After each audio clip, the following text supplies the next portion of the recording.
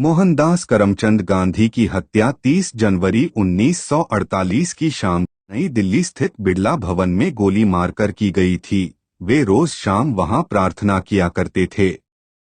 30 जनवरी 1948 की शाम जब वे संध्याकालीन प्रार्थना के लिए जा रहे थे, तभी नाथूराम गोडसे उनके पैर छूने का अभिनय करते हुए उनके सामने गए और उन पर बैरेटा पिस्तौल से 3 गोलियां दाग दीं।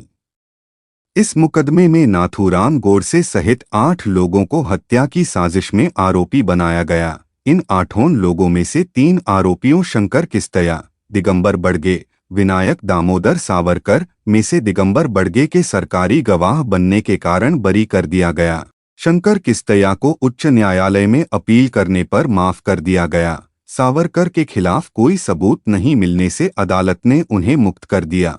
अंत में बचे 5 अभियुक्तों में से 3 गोपाल गोडसे, मदनलाल पाहवा और विष्णु रामकृष्ण करकरे को आजीवन कारावास हुआ तथा 2 नाथूराम गोडसे व नारायण आप्टे को फांसी दे दी गई। हेलो दोस्तों, चलिए आज बात करते हैं महात्मा गांधी जी के बारे में।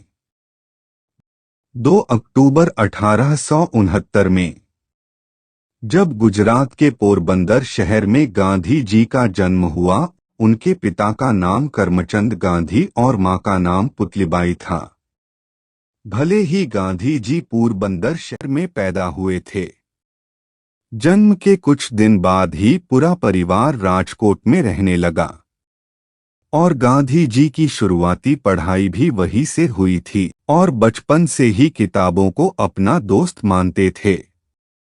फिर आगे चलकर 13 साल के उम्र में ही उनका शादी कस्तूरबा से हो गई।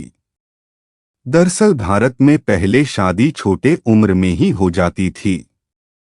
जब गांधी जी 15 साल के थे तो उनका पिता का निधन हो गया था।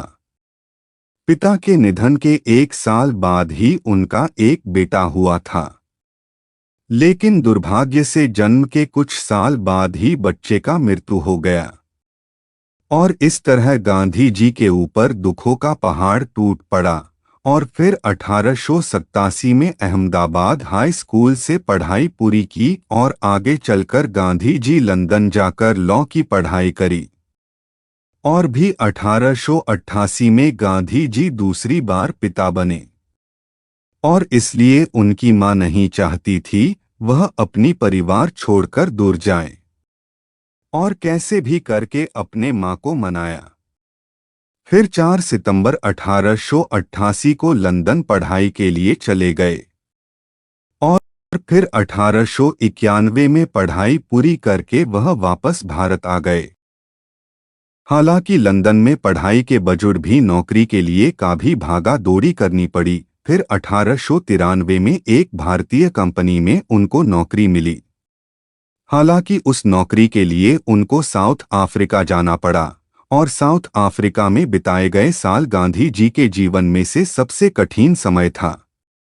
हालांकि इसी भेदभाव ने उन्हें इतना सक्षम बना दिया कि वह लड़ने के लिए पूरी तरह तैयार रहते थे। लेकिन गांधी जी को 1 साल के लिए ही साउथ अफ्रीका भेजा गया था।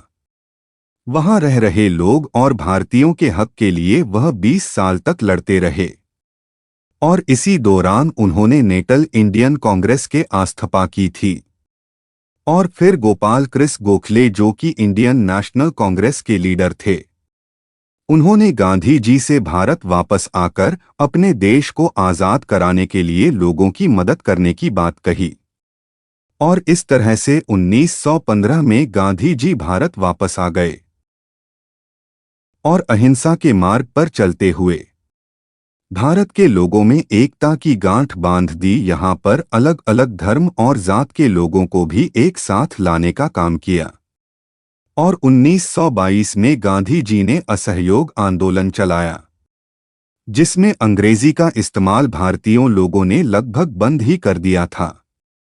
जब यहाँ आंदोलन सफल साबित हो रहा था, तभी महात्मा गांधी जी को 1922 में 2 साल के लिए जेल भेज दिया गया।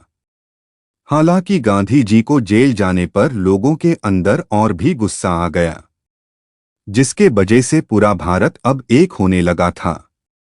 और मार्च 1930 में दांडी यात्रा को भी अंजाम दिया गया। और इस दौरान गांधी जी की बहुत बार जेल जाना पड़ा।